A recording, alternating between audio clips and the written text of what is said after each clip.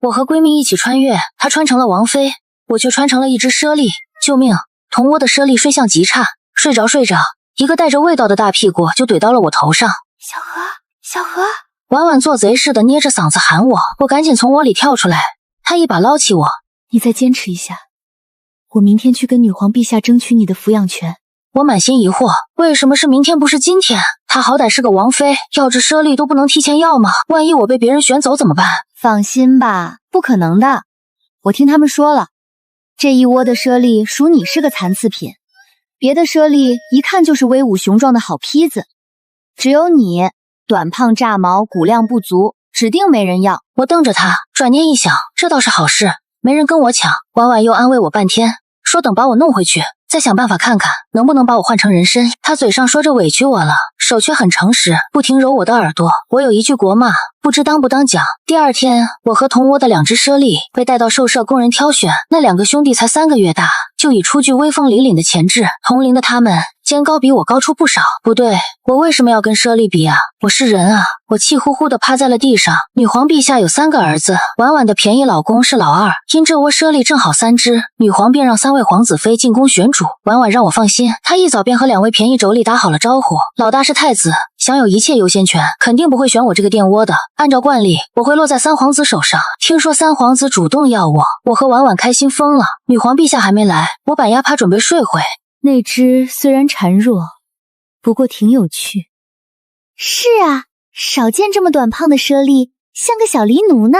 婉婉警觉地看向我，给我使眼色。过分可爱了，收敛一点。我立刻站了起来，又等了一会儿，我实在受不了了。早上因为紧张吃多了，这猞猁身体的膀胱实在不争气。趁几位皇子妃聊天，我从栏杆钻了出去。我是人啊，总不能就地当众撒尿吧。跑到净房，我拉了张椅子垫着，爬到公桶上，撅起屁股一气呵成上完厕所。一扭头，3位皇子妃正瞪着我，大意了，没关门。好爱干净啊！只有婉婉的表情一言难尽，嘴里还念叨着：“这个我们说好的。”这小玩意儿挺有意思，就留在朕身边吧。3位皇子妃吓得够呛，纷纷行礼。女皇陛下。女皇陛下丰腰长腿，容貌美艳，却压迫感十足。我的情绪直接反映在毛发上，吓得炸毛，心里不停喊着救命。婉婉也是初来乍到，面对女皇，她声音都在抖。母皇，这个……我鼓励地看着她。好样的！争取抚养权就靠你了。女皇陛下似乎嫌净房味道大，走过来一把把我拎起来，走出了净房。我竟有点陶醉，谁还不是个颜狗啊？不对，跟着婉婉我能做人，跟着女皇我就只能做猞猁了。我尝试给婉婉使提示，没想到衍王妃惊呼，她的叫声也和别的猞猁不一样。瞧瞧你那没见过世面的样子。女皇虽也有些惊讶，却淡定得多，顺手撸了撸我的炸毛，扭头看向婉婉挑眉，有事？没事。于是我的抚养权被女皇陛下拿走了。事后我数落婉婉胆子小，她却数落我憋不住尿。跟着女皇陛下回到书房，我彻底冷静了，主要是被吓的。女皇杀伐果决，作风硬朗，之前养的猞猁都是为了打猎，我不禁开始想她会怎么处置我。结果她政务繁忙，根本没空搭理我。我还碰到了婉婉的便宜老公靖王，靖王和太子关系不好，当众顶撞了太子2句，在女皇的默许下被骂了一顿。最小的3皇子见这架势，马上拍了太子几句马屁，女皇又骂他奴颜媚骨，主打一个军心四海，喜怒无常。我一下午都蜷缩在书桌底下，一声不敢吭，生怕闹出一点动静就小命不保，只能苟着。苟了3天，我终于对婉婉绝望了。她的处境比我还差，明眼人都看得出来，女皇极看重太子，其他2个儿子谁也别想越过太子。说白了就是偏心眼儿。婉婉那个便宜老公更是缺心眼儿，才3天就跟太子硬刚，一天顶撞太子3次，还想跟太子抢赈灾的差事，建立自己的名望。我趴在桌子底下听着他挨骂，真是猞猁叹气。婉婉啊，你怎么摊上这么夫君啊？现在不说婉婉来捞我了，我都开始担心婉婉了。靖王被关了禁闭，我接下来很长一段时间应该见不到婉婉了。结果他第2天就进宫了，说是来给靖王请罪求情，眼神却一直往趴在女皇桌子底下的我身上飘。我感动的都要落泪了。好姐妹一辈子。女皇本就对靖王不满，婉婉找的借口是为靖王求情，自然免不了挨骂，被骂得两眼发直。母皇，这……婉婉用尽毕生的勇气说出：儿臣对这只炸毛猞猁念念不忘啊！不是吧，婉姐，现在说这个合适吗？进宫看我心意到了就行了。女皇果然眯起了眼睛，救命！从幼年猞猁的视角看，女皇也太可怕了。朕刚才苦口婆心和你说了这么多，让你督促老二上进，你都没听进去是吧？大姐，你看现在适合继续坚持吗？我实在忍不住扑过去，一把抱住了女皇的腿。女皇皱了皱眉，俯视着我，我咪呜咪呜咪呜咪的叫着。猞猁的叫声本就一言难尽，平时张嘴就是哈气，我真是尽了全部努力，把声音加细了，又用脑袋刮蹭女皇的腿，还满地打滚跳扭扭舞，咪呜咪呜个不停。眼看女皇陛下如星辰般灿烂的眼眸里开始有了些许笑意，我扭得更卖力了。妈耶，屁股都要扭瘸了！下去和老二一起好好反省。婉婉苍白着脸看了我一眼，我用眼神告诉她，管好你自己吧，先不用担心我了，毕竟我们是青梅竹马的好姐妹。她瞬间懂了，告罪退下。女皇陛下开始格外注意我，调了2个太监，3个宫女，外加1个女官伺候我，给我梳毛的梳子都是金镶玉的。婉婉，我出息了。我还在心里默念，婉婉，咱们说好，你别作死，我也不作死，姐妹俩一起苟着。是夜，我被洗得香香的，送上了女皇的龙榻。我心里慌得一批。女皇陛下的寝殿和她本人一样，风格非常硬朗，本就五官明艳的她，在寝殿的映衬下看起来更有攻击性了。宫女来送药，我才知道女皇陛下有头疼的毛病。这能不头疼吗？入夜还在处理政务。皇太子已经成年，女皇陛下却不到40岁，她恐怕很小就担负起为皇族绵子子嗣的责任了。女官服侍她宽衣入眠，她修长的手指搭在我身上，我哪敢动。团团，谁呀？谁是团团？老二怎么就不明白，太子只能有一个？哦，团团可能是我。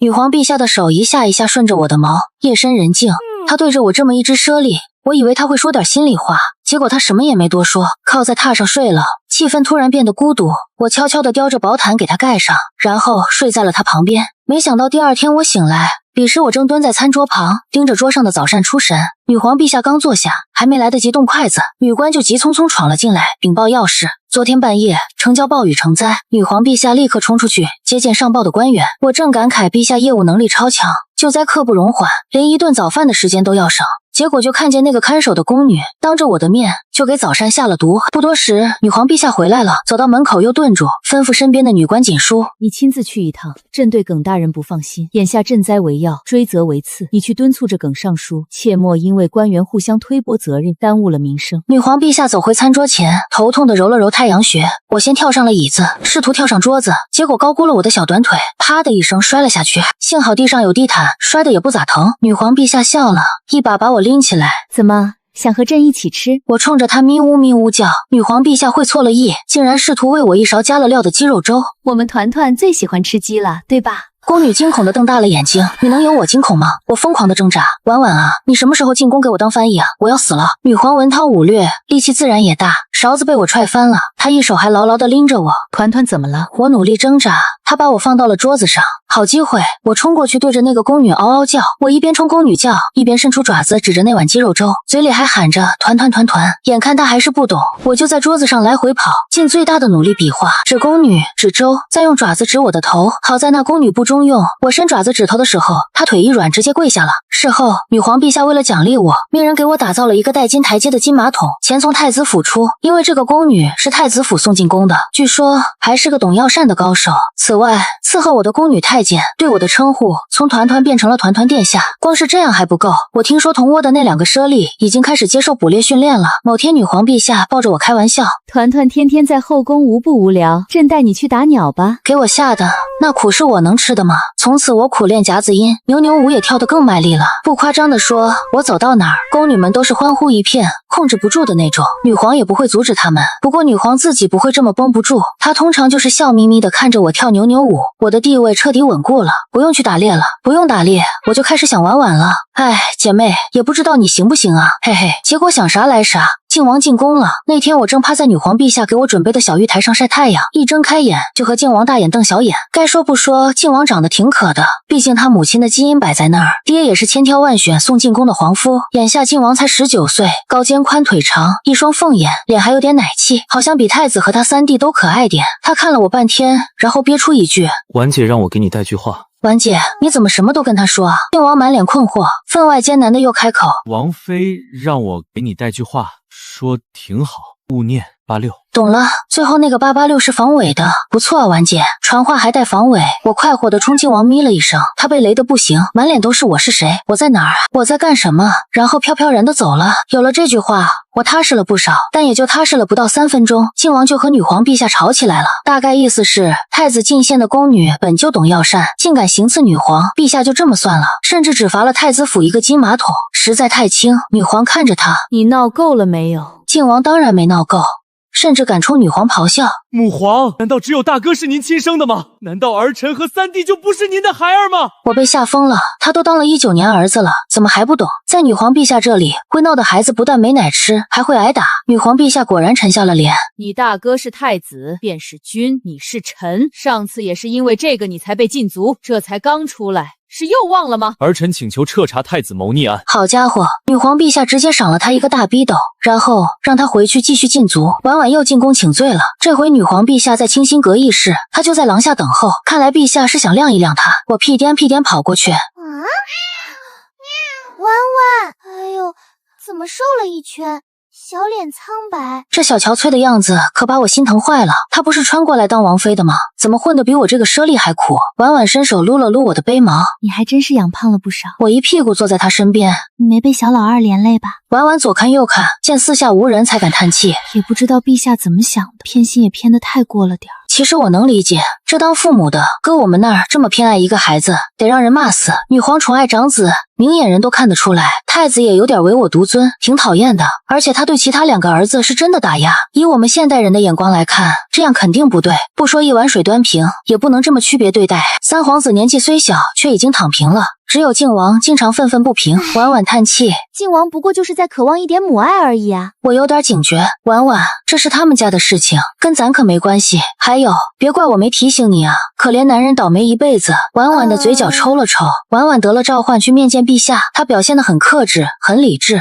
低声下气的替靖王告了罪。此事殿下也是受人挑拨，一心关心母皇。他还果断把靖王府里那些每天在靖王耳边胡言乱语的幕僚供了出来。我有点搞不清他的套路。陛下仿佛洞悉一切，看着他，你是要投靠朕？陛下是我们的母亲，儿臣是向着娘亲。这话答得很好，毕竟是女皇，靖王也是她怀胎10月生下来的。我抬起头，发现女皇陛下看着婉婉的眼神很复杂，半晌道：你很好，有你是我家的福气。他吩咐处置了靖王的幕僚，解了靖王的禁足，还赏了婉婉一壶珍珠。婉婉看起来有些惊讶。事后我跟着婉婉，陛下也没阻止他抱我。他出了一头虚汗，喃喃道：陛下，这是什么意思啊？好像早就知道小老二的幕僚不靠谱的样子。我心道：君心似海，你别乱揣测。又问：不过你什么意思？把幕僚供出来，小老二这样，我日子也不好过呀。我就是想着，如果他们母子关系能缓和一下就好了。你不是进宫来看我的？婉婉啧了一声。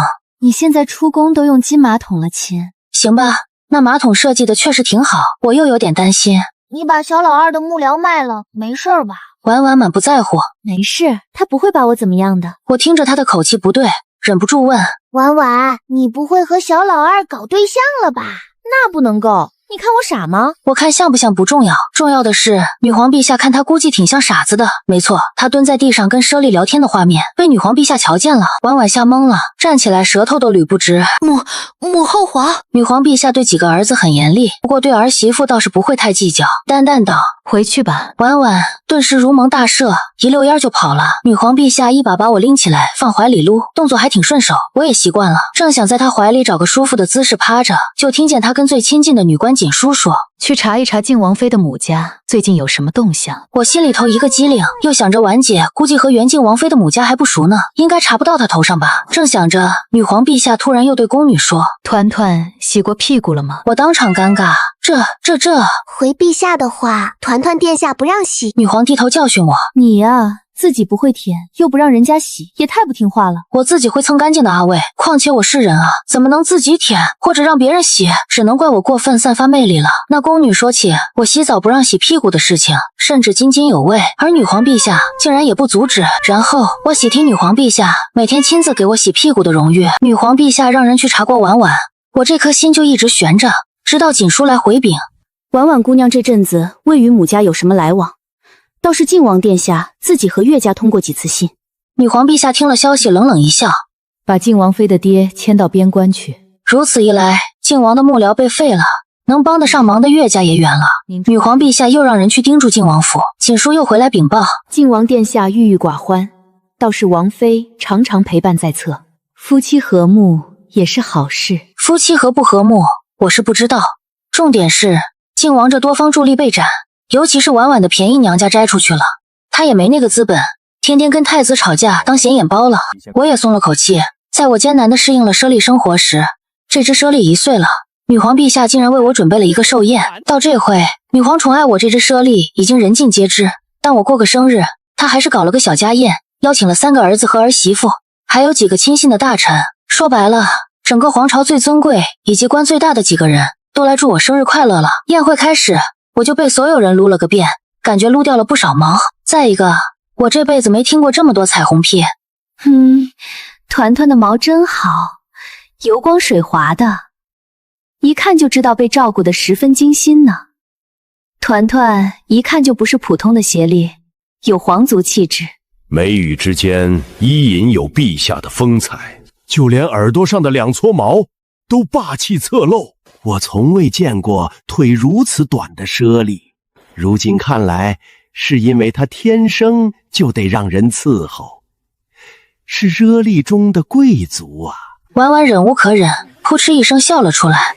众人立刻回头看着他。太子本就不喜欢靖王这个显眼包，太子妃对婉婉自然也没有好脸色。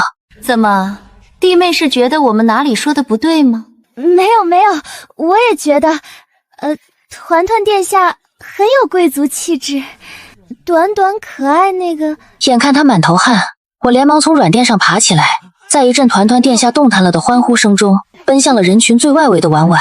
这时，女皇陛下看过来，团团好像很喜欢你。婉婉在众人羡慕嫉妒恨的目光中，龇牙咧嘴的努力抱起我。儿臣比较有这个缘。女皇陛下的视线落在我身上，我立刻伸出爪子勾上她的胳膊。好了，我的主人。女皇知道我开心了，神色一软，那就让寿星跟着你吧。于是我坐到了最近狗不理的靖王妃婉婉身边，婉婉搂着我不肯放。你现在牌面可太大了。我这日子过得确实还可以，但是就一点没人跟我说话，太惨了。现在我吃的喝的都是人吃的，也习惯了4只脚走路和上厕所被人看，还有被人强制。本来想说强制洗屁股，碍于要脸，这话被我噎回去了。碎碎念了半天，突然发现婉婉没有在听。我诧异的抬起头，发现她伸脖子看向女皇的方向，紧紧皱着眉。女皇陛下正把3皇子叫到近前说话。我心念一动，小何，小老二赋闲已经半年多了，你从陛下那里听到什么信儿没有？没有提起小老二呢，最近提的多的是小老三。我看陛下打算重用他。婉婉，你老实说，你是不是谈恋爱了？我不是，你胡说，我没有。你都没说要捞我出宫了。你看你，日子不是过得不错？我气得踹了他一脚跑了。什么叫过得不错吗？我是人啊，怎么好一直当猞猁的？知道我练夹子音，练得嗓子都冒烟了吗？而且我早就提醒过他，不要和靖王产生感情。没有人比天天待在女皇陛下身边的我，更知道这些皇子活得有多危险了。尤其是靖王这个显眼包。殿内花团锦簇，正热闹，我趁着没人注意就溜了。反正这场宴会名义上是我的生日宴，不过是女皇找了个名目，和皇子近臣博弈罢了。我溜溜达达到花园喘口气，突然就被人踹了一脚，直接踹进了池塘里。被踹中的第一时间，我就在想，这是我踹了婉姐的报应吗？猞猁会游泳吗？这不重要了，重要的是我不会啊！我掉进水里就急得滋滋叫，越扒拉沉得越快。恍惚间，好像听见婉婉在叫我：“团团殿下，团团殿下，婉姐救命啊！”她甚至都没发现我在水面上跟什么人打架。我一身皮草进水了，好重啊！而且我这一身脂肪怎么一点用都没有？不是说胖子会飘起来吗？终于，我听见他急迫音的喊声，然后他跳了下来，我看见他也沉下去了。啊，我婉姐也不会游泳。过了一会，又有个人跳下来了，看身形应该是靖王。靖王下水之后，拉着婉婉就想游走，婉婉却灵活地踹了他一脚。靖王满脸疑惑，不会游泳的婉姐，刚才可能是在放松，等身体松弛下来，就朝我扑了过来，把我一把拎了过去。我都已经呛晕过去了，等好不容易醒过来，就听见婉姐震天响的哭声，她在按我的腹部，还试图给一只猞猁做人工呼吸。我想起来，可被她一按，差点没直接又过去了。算了算了，再养一只吧。滚！二嫂，你装什么装？我刚才亲眼看见你把团团殿下踹下水的。哈哈，小老三这媳妇儿深藏不露啊。这时，女皇陛下也赶了过来，周围围了一圈人。她冷静地吩咐人把婉婉拖走，并且让太医来看我。靖王急得直辩解，说婉婉是下水去救我的，她甚至不会游泳。如果是她害了我，怎么会下水？那是因为被儿臣看见了。如果不是儿臣路过，团团殿下就葬身水底了。阎王，你我为敌，也没必要牵连女眷吧？要不怎么说他没脑子？兄弟和睦要装一下的，不能直接说出来。二哥，你为何这么说？我一直敬你爱你。我终于缓过来了，动弹了一下腿。女皇陛下第一时间看到了，都让开呀！她走到我面前，当着所有人的面问我：团团，是谁害了你？所有人都目瞪口呆。母皇，他只是一只猞猁而已。再说，嘉禾都看见了，是二嫂。我挣扎着爬起来，然后开始发疯，嗷嗷冲过去就咬三皇子妃的腿，瞬间兵荒马乱。三皇子妃尖叫了一声，一脚朝我踹过来，结果没踹到我，还被我把腿咬住了。我没有恋战，咬他2口就冲回去抱婉姐，婉婉哭死了。小禾，你没死啊？没那么容易了，呛了几口水而已。不过你抱我能不能轻点儿？我快被你勒死了。三皇子妃还在鬼哭狼嚎，因为被我咬出血了。直到女皇陛下站在了他面前，那阴沉的面容让他瞬间安静下来。三皇子夫妻装得很好，女皇陛下骂过三皇子数次胆小怯懦，但基本对他没什么意见，也逐渐让他承担了一些比较重要的职务。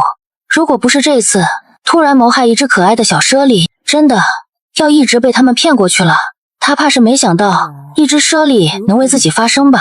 女皇陛下没有动失了态的三皇子妃，只是当场赏了三皇子一个大逼斗，并且把他的职位都撸了下来，让他回家禁足。女皇陛下半夜都还没睡，太医轮流进入寝殿给我看病。这时女皇最信任的锦书又出现了，低声向女皇汇报了情况。最后女皇陛下冷笑，会叫的狗不咬人，老三倒是做得不错。我这才知道三皇子背地里搞了很多小动作，对付靖王。婉婉一定是感觉到了，所以宴上才格外注意三皇子。女皇陛下吩咐锦书，明天一早让太医去靖王府，让王妃身子好了进宫请安。锦书应下。女皇陛下想了想，又吩咐把老二调回兵部吧。我趴在床上抬起头看了他一眼，也知他的烦恼。本朝内忧外患不断，若无强主必然国弱。其实女皇陛下看着严厉冷酷，但她从未指责过几个孩子不省心，似乎她很清醒的知道平衡诸子也是她作为皇帝必须面对的。我挺愧疚的，因为我总想着自己当猞猁的难处，又总想着让婉姐来捞我，或者担心她恋爱脑。其实又有谁是无忧无虑的呢？今天晚上很奇怪，等人都退下去了，女皇陛下摸着我的背毛，小声跟我说话。朕知道你心里委屈，但朕也不能贸然处置了他。我惊讶地抬起头，女皇陛下本是不喜欢碎碎念的，此时她的目光却难得的柔软。今天本来是你的生辰，朕本来打算好好为你庆祝一番，没想到倒被那些人搅了。我心想，难道这不是他的本意吗？回头补给你，不过不找他们来了，一群败兴的，就选几个你喜欢的宫女，你喜欢靖王妃，也给你把她找来。第一次听女皇陛下絮絮叨叨，她念叨着念叨着，打着哈欠就睡着了。我默默地叼着毯子给她盖上。你这个小狐狸精，然后抱着我突然一顿亲。谁懂啊，我家陛下是不是突然被人夺舍了？过了几天，婉婉进宫了，这是头一次女皇陛下单独召见她。我立刻跑到她怀里蹲着。女皇陛下笑了笑，说来也奇怪，团团殿下没见过王妃几次，倒是对王妃一直很有好感。儿臣也很喜欢团团殿下。我心疼地看着她，这才多长功夫，我婉姐变胆小了，眼睛里都没光了。既然团团喜欢你，你就多进宫陪伴团团吧。是，多谢母皇。从此以后，婉姐就经常进宫来陪我。女皇陛下观察了一段时间，对她挺放心的，经常让我们独处。有一天我偷吃水果窜稀了，不巧被婉婉目睹了我的惨状。妖兽啊，我的脸真的丢到姥姥家了。我蹲在我的金马桶上，撅着屁股，还被人里3层外3层的围着。女皇有事出宫了，她的亲信锦书亲自带队看着我，一脸严肃，旁边还有一群做笔记的宫女太监。团团殿下腹泻第8次了，这样下去不行，殿下您还蹲得住吗？我撅着屁股看着他，锦书伸出跃跃欲试的手，让臣抱您拉吧。婉姐救命，我已经很社死了，不想更社死。团团殿下是一只有尊严的奢灵。婉婉严肃地看着锦书，从他的眼神我能看出来，他不想让我被人抱着拉。可是臣怕殿下腿软掉进宫桶里。说完还是不死心，想过来抱我。不会，殿下屁股大，能卡住。锦书仔细看了看我的猞猁屁股，淡定后退了。我拉的腿都软了，太医开的药终于起了效果，止住腹泻了。至于谁给我洗的屁股，我已经不在意了，撅着腚就睡了过去。醒过来听见婉姐在哭，我至于让她哭成这样吗？婉姐，如果你爱我，你就把今天的情景忘了吧，真的，我自己都不想记得。小何，对不起。我咩了一声。她继续道，我一直觉得你过得挺好的，虽然是当宠物，但是衣食无忧，没有烦恼。但是谁知道你连水果都不能多吃。我说是啊，难道是肠胃构造改变了吗？我以后一定不嘴馋了。如果我们回不去，你要怎么办？这我就不能接受了。不会吧？事在人为。万一呢？